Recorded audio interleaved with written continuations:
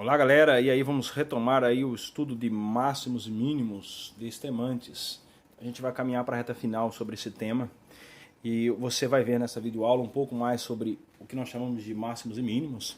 Vou resumir dizendo que é um ponto extremante. Então nessa videoaula, nosso roteiro vai ser falar um pouco sobre as versões da definição ponto extremante local e global. Em seguida a gente vai ver algum critério que garante a existência de máximo e mínimo, que são para intervalos fechados e função contínua. E, por último, nós vamos juntar todas as informações vistas anteriormente, as definições, e vamos descrever um procedimento para encontrar máximos e mínimos. Claro que, após o procedimento, a gente vai ver aí um exemplo para entender melhor o que está acontecendo.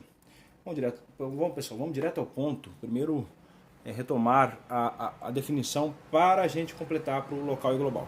Então, eu já deixei uma figura aqui, à nossa direita, para a gente entender melhor o que está acontecendo.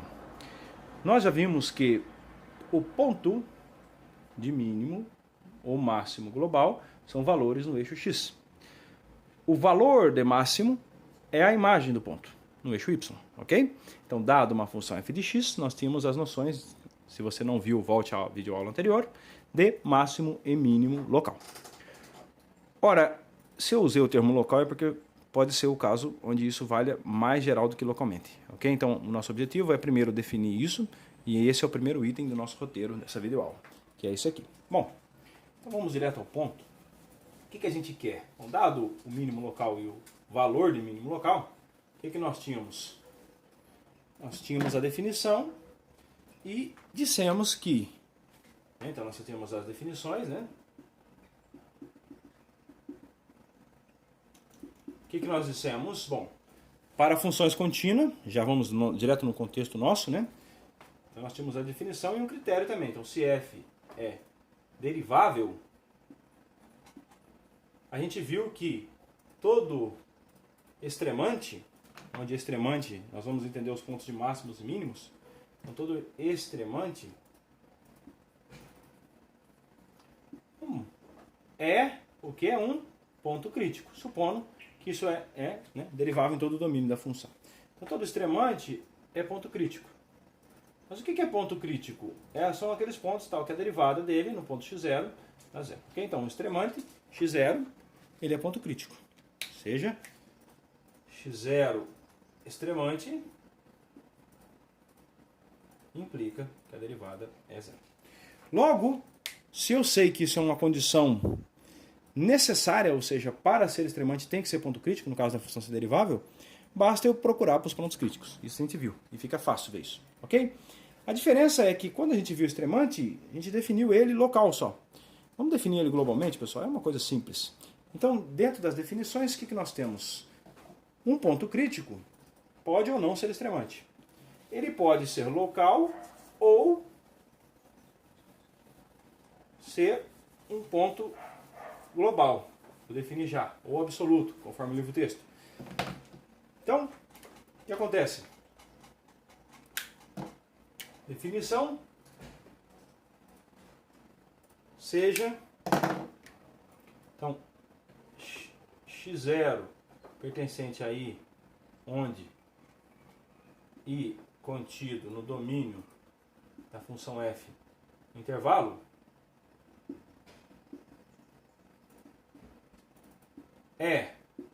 vamos retomar aquela definição anterior, tá? Então, eu vou dizer que ele é máximo. Então, são dois casos. Primeiro caso, ele é ponto de máximo. Ponto de máximo global. E aí, o que eu escrevo aqui? Global.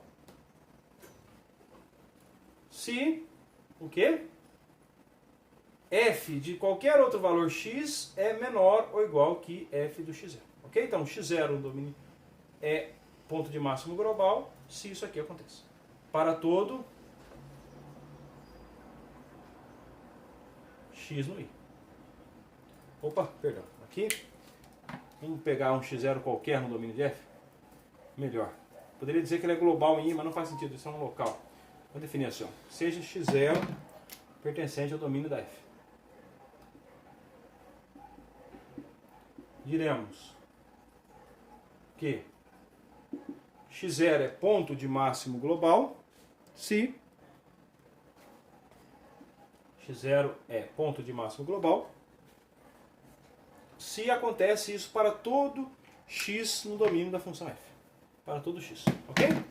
Nesse caso, eu digo também que o f do x, ou seja, a imagem, e o f de x é valor do máximo. Claro, global, não precisa nem dizer, né? Se eu disser que é valor de máximo, de f. Então, se eu não disser nada, fica implícito que o valor de máximo é global. Mesma coisa para o local, a gente já vai definir. Então vamos dar uma olhada para essa função aqui. Vamos supor que o domínio da função fosse esse intervalo só. Então o máximo que essa função atinge é aqui. Ok? Está acima desse valor aqui. Então esse ponto seria, aqui na imagem, esse ponto que vai levar daqui, seria o ponto de máximo global. Mas e esse máximo aqui? Ele é local, não é global. Então todo máximo global é em particular local. Se ele vale em toda a região, ele vale em particular na vizinhança dele. O contrário não. O local nem sempre é global. Esse está um pouco acima, certo? O valor dele em relação a y, que é f de x, está um pouco acima. E o mínimo global, mesma coisa. Por exemplo, esse aqui é um mínimo. Tá vendo? Ele é um mínimo nessa vizinhança. É um mínimo local. O mínimo global é esse aqui. Porque o domínio da função está restrito a essa região. Se o domínio da função é toda reta, aí a gente tem que olhar o exemplo adequado que eu vou dizer daqui a pouco, ok? Então, o ponto de máximo global, ele é aquele tal que ele é um superior, ele é maior, igual, o valor da função nesse ponto é maior, igual que qualquer outro valor da função para qualquer x no domínio da função f. É simples, é fácil de entender e a figura ali diz tudo, né? Ou seja, isso é análogo a você ser o campeão regional e o campeão mundial no esporte, né? Então você tem o caso local, você é o melhor na sua localidade. Mas a nível nacional, nós temos o caso global, mundial. Então é nessa perspectiva que nós estamos pensando. Você pode ser o melhor na vizinhança aqui, mas bem longe, talvez fora, tem alguém que está melhor ainda. Ou seja, o valor da função é acima desse valor. Lembrando que os pontos são esses pontos no eixo x.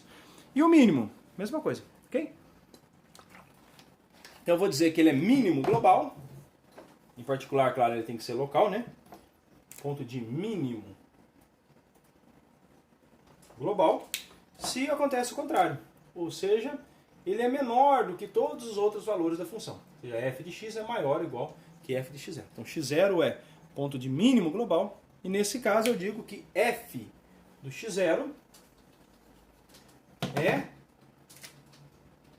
Aqui no slide anterior, no texto anterior, f de x0 era o valor de máximo de f, certo? E agora, esqueci o x0 aqui. E agora f de x0 é o valor de mínimo global, seja de f. Quer o exemplo? Está aqui. Esse ponto, o valor da função é um mínimo nessa região, então ele é um mínimo local. Logo a gente vai ver que ele também é ponto crítico. Esse outro ponto aqui também é um mínimo, só que ele é global.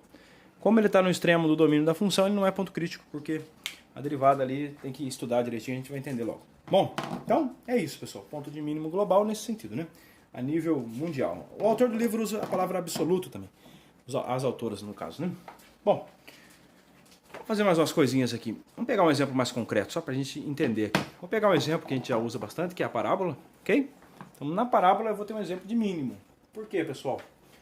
Suponha que f de x fosse x ao quadrado. É o mais simples possível, só para a gente entender aqui. F de x igual a x ao quadrado. Tudo bem? Bom, todos nós sabemos fazer o gráfico da função, eu não precisaria fazer. Qualquer coisa, faça no seu caderno, me acompanhe. Mas, a título de curiosidade, x é uma parábola com curva para cima. Muito bem. Ora, nós vimos que esse ponto aqui é um ponto de mínimo.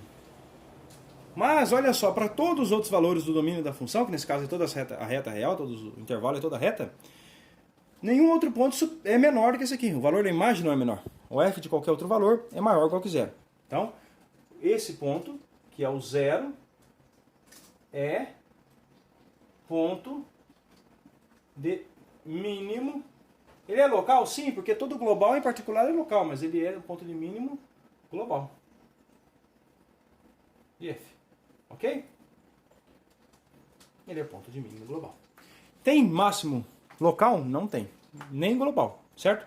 qualquer ponto que você pegar aí, o f dele pode ser superado por algum outro valor x real, certo? Então, nós temos só ponto de mínimo global, mas já é o suficiente, só para a gente entender o que está acontecendo. Então, pode ser que não exista mínimo global nem mínimo local. Então, a pergunta é, se não existe, como é que a gente vai trabalhar e como é que a gente vai procurar algo que a gente nem sabe se existe, né? Então, eu vou colocar uma condição aqui para a gente começar a garantir a existência desses pontos. Por que essa condição?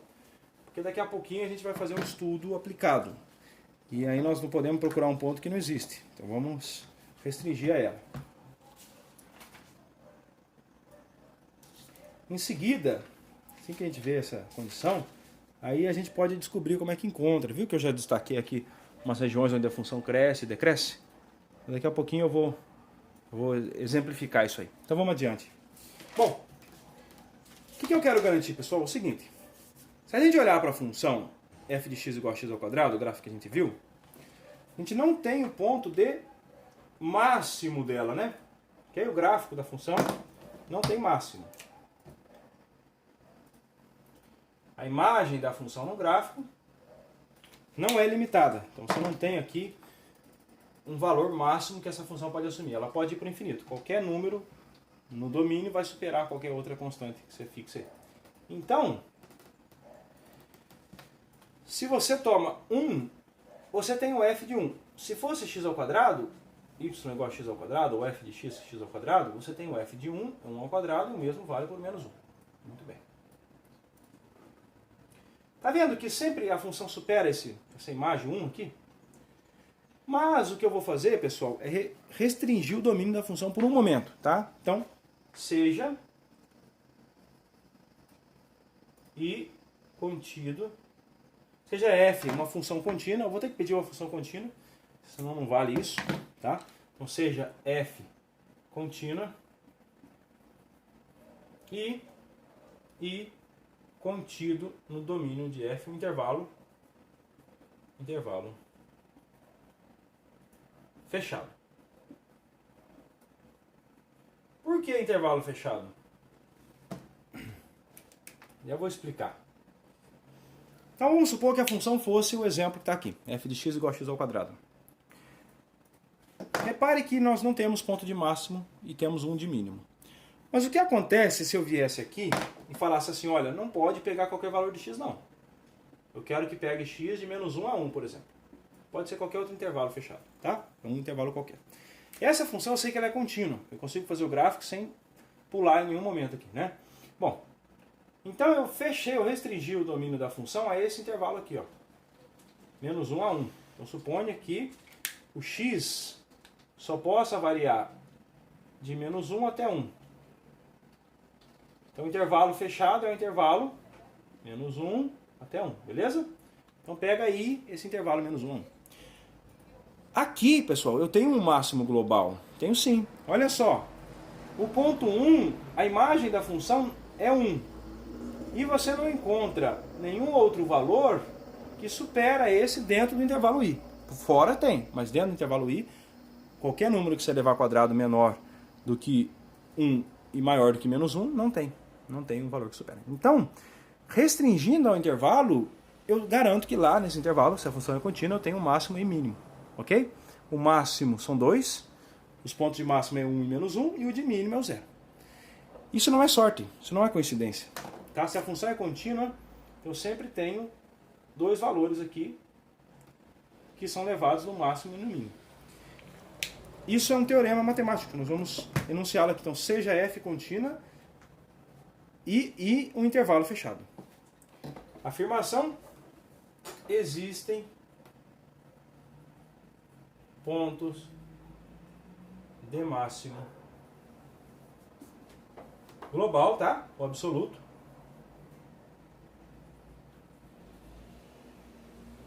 x1 e x2 em I.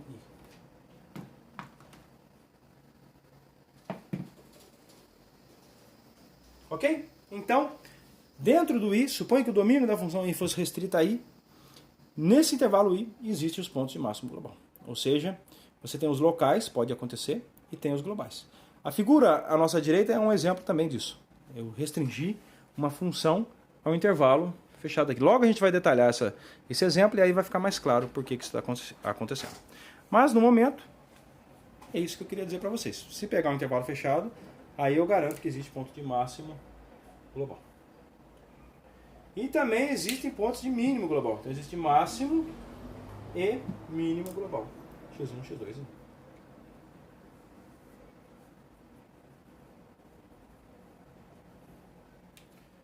Agora, a pergunta que fica é: só tem um? Não. Por exemplo, o mínimo aqui nesse caso é só o 0. Mas o máximo é o 1 e o menos 1. Então pode ter mais de 1. Ok? São finitos, mas é mais de 1. Logo a gente vai precisar desse teorema para a gente procurar os máximos e mínimos. Então a gente já cumpriu a propriedade que a gente queria. Então eu já sei que restringir um intervalo fechado garante que vai ter um ponto de máximo e mínimo naquela região. Com isso, eu começo a ter uma perspectiva de como procurar esses pontos de máximo e mínimo. Quer ver como a gente vai fazer? Assim. Então, dentro do intervalo I, já que eu posso procurar esses pontos, eu vou restringir o domínio da função e fazer um estudo naquele domínio. Isso é legal porque muitos problemas são modelados para um domínio fechado mesmo, para um intervalo I. Ou seja, você tem uma amostra, você tem as condições iniciais do lado do teu problema e nem sempre isso precisa ser indefinido no intervalo. Se for do tempo, talvez você pode estender muito. E aí talvez você não consiga trancar em um intervalo. Mas em geral, isso é um problema bastante útil. Os exemplos que nós vamos ver no final da aula são exatamente esse tipo de caso. Bom, então vamos passar para o procedimento para encontrar os máximos e mínimos, ok? Então, extremantes em intervalo fechado. Vamos procurar eles então? Como é que a gente vai fazer? Eu vou deixar um processo fácil aqui para a gente entender. Então seja f contínua, isso é necessário, tá? Suponha. Isso eu não posso negar. F tem que ser contínua e o intervalo tem que ser fechado. Então, suponha primeiro f contínua e intervalo fechado. Claro que I tem que estar contido no domínio da função f, ok? Então, I intervalo fechado no domínio da função f. Nós vamos passar por 3 passos. Então, suponha que I fosse um intervalo da forma A, B. Vamos colocar eles aqui? Então, suponha que a f fosse contínua, igual essa aqui.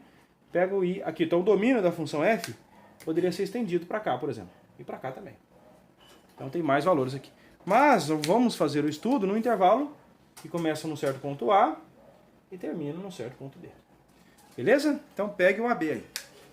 O que nós vamos fazer? Tem que dividir em 3 etapas. Então passo 1. A etapa 1, pessoal, é o que nós vimos na aula anterior. Ou seja, a gente esquece essas pontas aqui e estuda só a função dentro do intervalo. Se é um intervalo aberto, eu posso falar de derivada. Então, dentro do intervalo aberto, eu tiro A e tiro B, pego só o interior do intervalo, eu estudo a derivada. E aí eu olho os pontos críticos. Lá eu tenho máximos e mínimos locais. Eu vou guardar esses máximos e mínimos locais. Então, primeiro, estudar os pontos críticos.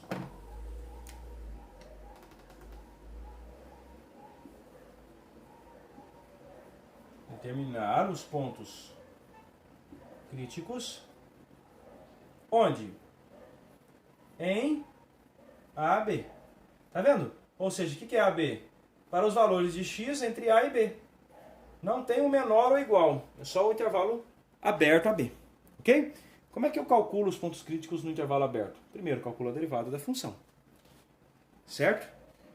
Então você vem aqui e calcula o f' do x. 0 igual a 0. Procura eles. Procurou os pontos críticos? Ótimo. O que você vai fazer em seguida? Vai separar em casos. Então vamos lá fazer um exemplo em paralelo ao passo. Então vou pegar a função, não vou olhar para o gráfico por enquanto, é uma função mais simples, a gente entender aqui. Exemplo.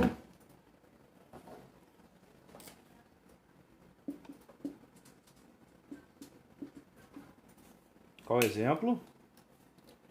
F de x igual cosseno de x, ok?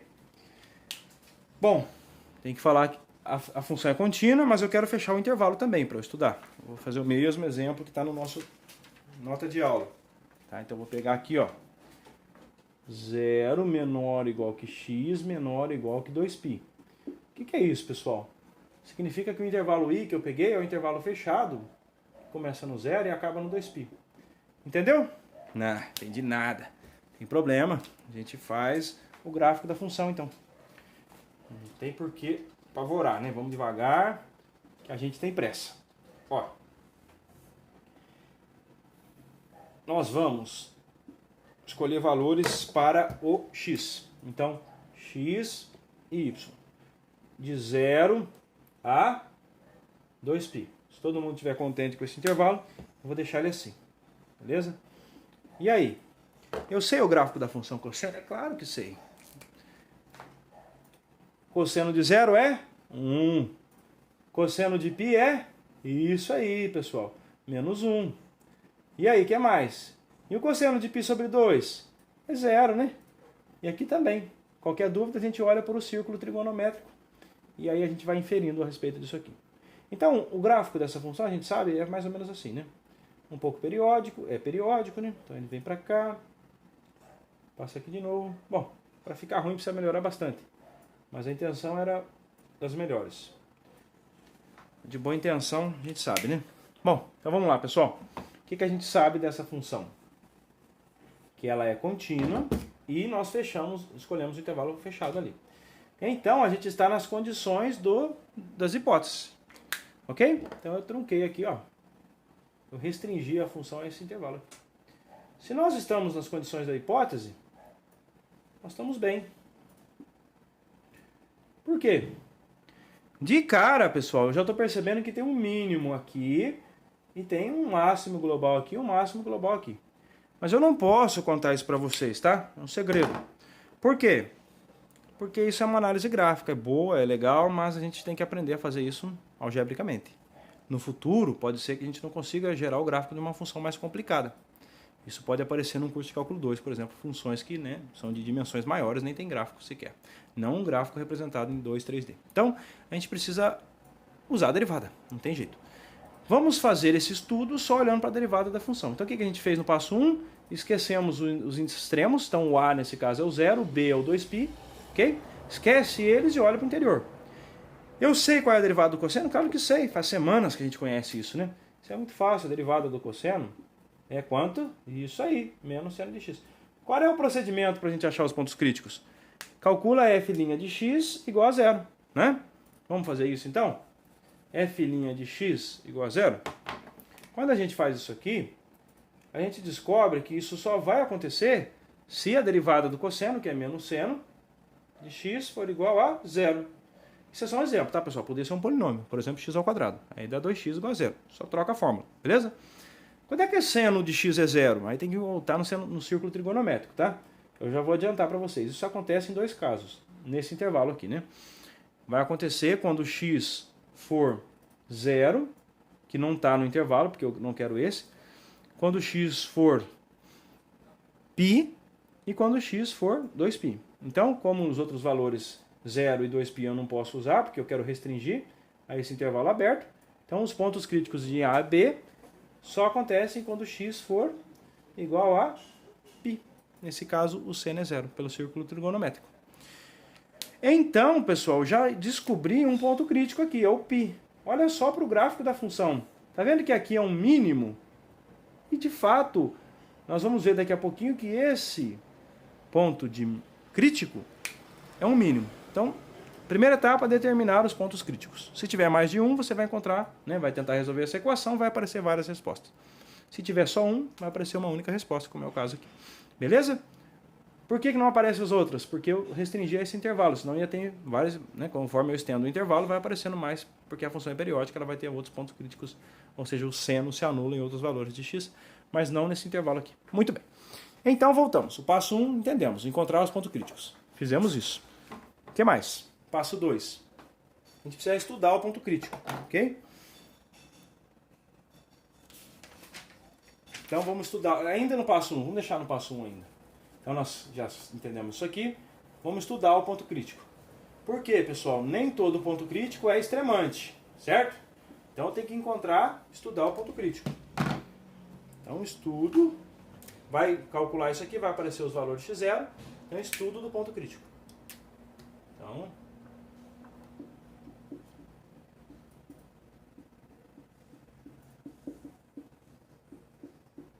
ainda no passo 1, tá? Como é que a gente faz o estudo dos pontos críticos? Nós fizemos isso na aula passada. Como é que a gente fez? A gente pegou e traçou um intervalo. E aí a gente, nesse intervalo, começou a entender o que está acontecendo. Vamos fazer de novo? Só que para esse exemplo aqui, a gente fez para a função de grau 3, né, polinomial. Se você tem dúvida, volta lá e olha. Vamos fazer para esse aqui, ó. Ops. Beleza? Então esse intervalo aqui é uma réplica desse aqui. Aqui eu vou pôr o 0 e aqui eu vou pôr o 2π. Só que eu não quero o 2π nem o 0, tá? Vou deixar aberto aqui, ó. Porque eles não vão entrar no nosso estudo. Beleza? Quem é o ponto crítico? Só achei um, é o π. Se tivesse mais de um, você tem que pôr mais de um, tá? Isso aqui, pessoal, é o que a gente chama de inequação trigonométrica. A gente aprende isso lá no ensino médio. Geralmente no primeiro ano do ensino médio, a gente estuda as inequações trigonométricas. Vê quando é que o seno é positivo e quando o seno é negativo. Então o que a gente vai olhar? A derivada da função. Quanto é a derivada dessa função aqui? Já achei, né? F' de x é o seno de x. Então f' de x é igual ao menos seno de x. Pergunta, quanto é que o seno vale de 0 a π? Positivo ou negativo? Tem que olhar para o círculo trigonométrico. Vocês vão descobrir que o seno é positivo. Então, o menos seno é negativo. Significa que, nessa região aqui, a f' de x é menor do que 0. Beleza? Para 0, 2π, o seno é negativo, daqui para cá. Então, o menos seno é positivo. Significa que menos seno de x é maior que 0, ou que f' de x é maior que 0 nessa região. Então, eu vou dividir o domínio da função em duas regiões. Sempre é assim, pessoal. Ó. Você olha o que acontece um pouco antes do seu ponto crítico e um pouco depois. Se a derivada é positiva e negativa. Aí a gente faz o estudo que eu vou falar daqui a pouco. Vamos dar uma olhada para cá? O que significa isso aqui ser negativo? Significa que a inclinação da reta é negativa para cá. Ou seja, que a função está decrescendo. Então, para cá a função decresce. Ó, menos, menos, menos, menos, menos. Daqui para cá a função cresce. Então, a derivada é positiva, positiva, positiva, positiva, positiva. Tá vendo? A figura representada algebricamente aqui pela derivada. Muito bem. E aí, o que a gente faz agora, professor? Agora a gente faz um estudo, tá? Se a derivada é negativa e passou a ser positiva, sinal que a função estava decrescendo, de repente ela subiu. Então, em algum momento ali foi o mínimo, porque em seguida ela subiu. Tá? Então, como é que fica esse estudo? Ainda na etapa 1, achamos o ponto crítico. Beleza, agora vamos estudar cada ponto crítico. Eu estou estudando um só porque só apareceu um. Se tivesse vários, eu faria o mesmo estudo para cada um deles. Ia ficar um intervalo dividido em várias partes, eu ia estudando parte por parte, como nós fizemos na última aula, onde a gente tinha 3 partes distintas. Ok? Bom, então, como é que fica o estudo? Então, seja x0 ponto crítico, né? Tome x0, pertencente ao intervalo i, aberto. Vamos pegar a b aberto para ficar mais claro. Então, pega x0 em AB, ponto crítico. Parte 1. Primeiro, se eu vou colocar tudo aqui, a informação assim, ó, resumida. Não cabe aqui. Primeiro caso, se a derivada nesse ponto for desse tipo aqui, ó, negativa, para todo x no intervalo de a x0 e depois e dali para frente a derivada for positiva,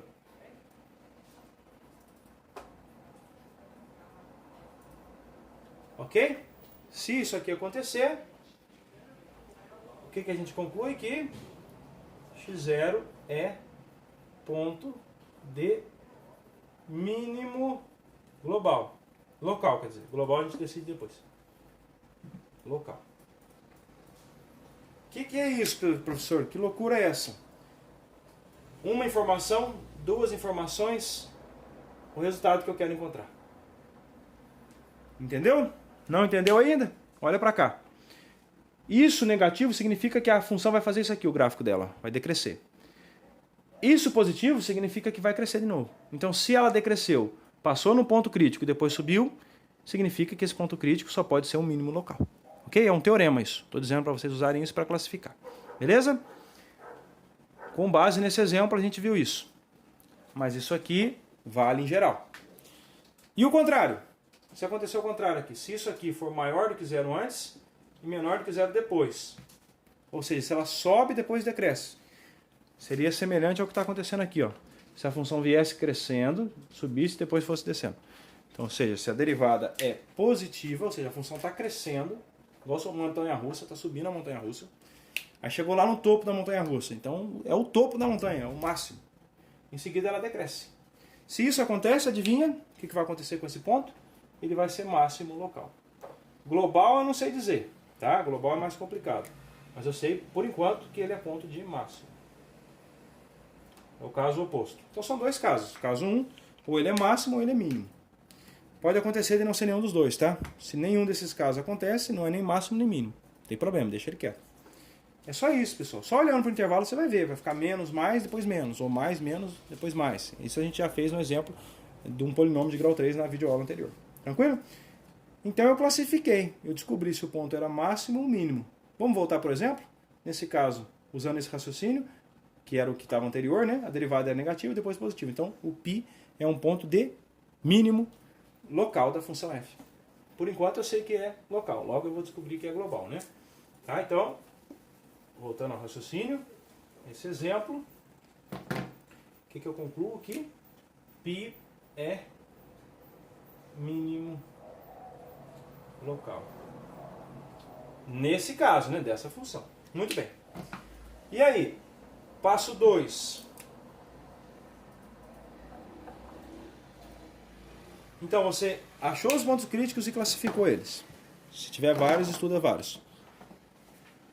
Então você excluiu esse ponto, excluiu esse ponto. Agora vamos devolver esses pontos aqui, ó, os extremos do intervalo A e B. Então estudar os extremos A e B. Tá? Então calcule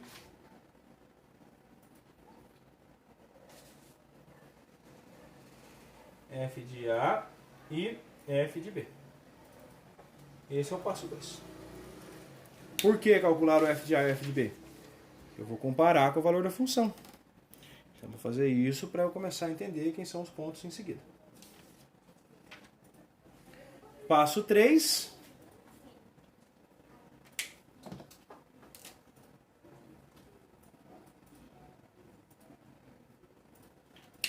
Compare os valores de f e b com os valores dos pontos de máximo e mínimo do passo 1. Ok? Então compare o passo 2 com o passo 1 e determine os máximos e mínimos globais de f. Tem máximo e mínimo global? Claro que tem. Nós já acabamos de estudar e sabemos que tem.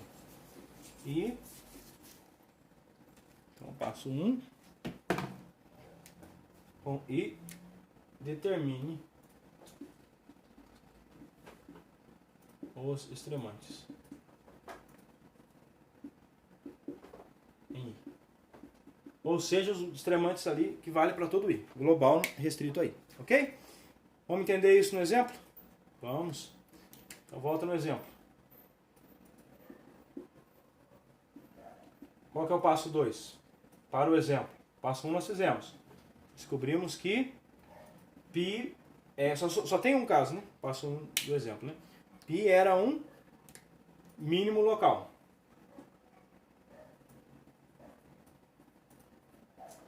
Passo 2. Calcule f de A e f de B. Quem é o A nesse caso? É 0 e π, 2π. Então passo 2. F de A dá f de 0, porque A é 0. Então f de 0 dá cosseno de 0, que é 1. Aqui, ó. 1. E o f de 2π? Cosseno de 2π. Também é 1. Muito bem. Passo 3. Compare o resultado do passo 2 com o do passo 1. Vamos fazer isso? Passo 1 eu já sei que π é mínimo local. passo 2, eu sei que o f de 0 é 1 e o f de 1 é 0. Então agora eu vou determinar. Então passo 3 para esse exemplo.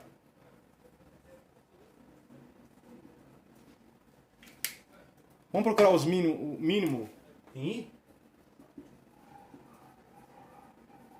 Tá? Por que eu escrevi mínimos? Porque pode ter mais de um. Tá? Então esse é o mínimo global, restrito aí, tá? Mínimos em I. Vamos lá, procurar eles. Quem são? Vamos olhar, vamos comparar. F de 2π é 1, tá aqui. F de 0 é 1, tá aqui. F de π, eu já sei quanto é. Então, eu sei que f de π é menos 1, certo? F de π é menos 1. Então, o menor valor que a função vai atingir nesse caso só pode ser os que eu obtive ou no passo 1 ou no passo 2. Como eu já sei que o mínimo era o menos 1 e não tem outro mínimo, porque os extremos não são menores, então o mínimo em I acontece porque f de π é 1. Então eu sei que o mínimo em I é x igual a beleza? Esse é o mínimo, ponto de mínimo. E o máximos? Vamos comparar. Do passo 1, tem algum máximo? Não, só tem o mínimo local. Então já não vai servir. Do passo 2, eu tenho dois máximos, o 0 e o 2π, os dois extremos do intervalo. Então os máximos em I, comparando, os dois são máximos, o f dos dois são iguais, então para todos os dois eu tenho o menor valor. Então os máximos em I é x igual a 0 e x igual a 2π. Eu já sei que os maiores valores que a função pode atingir, os pontos de máximo, é 0 e 2π, e o ponto de mínimo da função cosseno é π. Sem olhar para o gráfico. Claro que olhando para o gráfico fica mais fácil de entender. Mas isso porque o exemplo é simplista, né? Então é isso, pessoal. Esse é o estudo que nós tínhamos para fazer. São 3 passos. Passo 1, determine os pontos críticos e classifique eles dentro do interior do intervalo. Passo 2, estude os extremos do intervalo. E passo 3, compare a imagem dos valores da função e descubra quais são os máximos e mínimos dentro do intervalo I, né? Global e I. Ok? São 3 passos simples.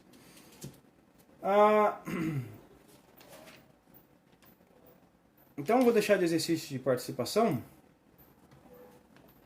vocês estudarem os máximos e mínimos da função do exemplo anterior. Eu deixei no caderno, nas notas de aula, um exemplo que é o seguinte. Se você pegar a função f de x igual a π sobre 2 mais, não lembro se eu pus cosseno ou seno, acho que foi seno de x, vocês vão descobrir que ela tem máximos e mínimos. Está lá no caderno o exemplo restrito, né? Nesse caso aí. Ok? É π sobre 2 mais seno de x. Para x, ou intervalo I, restrito a 0 a 2π. 0 menor ou igual que x, menor ou igual que 2π. O exemplo que eu vou deixar é um exercício de participação, que é fácil. É esse aqui. Seja... Vou deixar de exercício. Então, esse exemplo eu deixei no caderno, não vou explicar de novo, que é da x sobre 2 mais o seno de x. Lá eu estudo máximo e mínimo, faço os mesmos procedimentos. Passo 1, 2, 3. Vou deixar de exercício. Participação. Estude com relação a máximos e mínimos essa função aqui. Então, estude os máximos e mínimos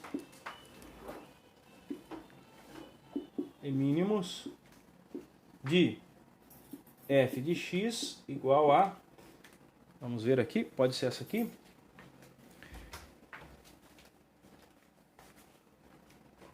x ao cubo menos x. Ok? Então é x quadrado menos 1, tem duas raízes, x mais 1, x menos 1, é essa função, x menos 1 vezes x mais 1, isso dá x quadrado menos 1, vezes x. Então dá x ao cubo menos x. Beleza? Então estude os máximos e mínimos dessa função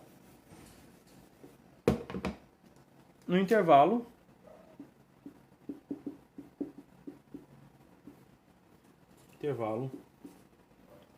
I igual a, pode ser de menos 2 a 2.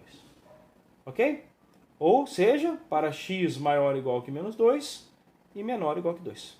O que você vai fazer nesse caso? Mesma coisa. Vai calcular a derivada da função, vai fazer aquele intervalo, vai ver onde a derivada é positiva, onde ela é negativa, quais são os pontos críticos nesse intervalo. Vai aparecer umas raízes lá, raiz quadrada. E aí você vai ter os pontos críticos, vai dividir o intervalo em 3, vai estudar os máximos e mínimos, e aí você vai comparar com os extremos. Né? Estuda no interior, depois compara com o f de menos 2, o f de 2, e descobre quem são os máximos e mínimos no intervalo i aqui. Beleza, pessoal? Então fica de atividade e a gente se vê na próxima aula falando de um exemplo aplicado disso aí. Onde a gente vai modelar um sistema com duas variáveis.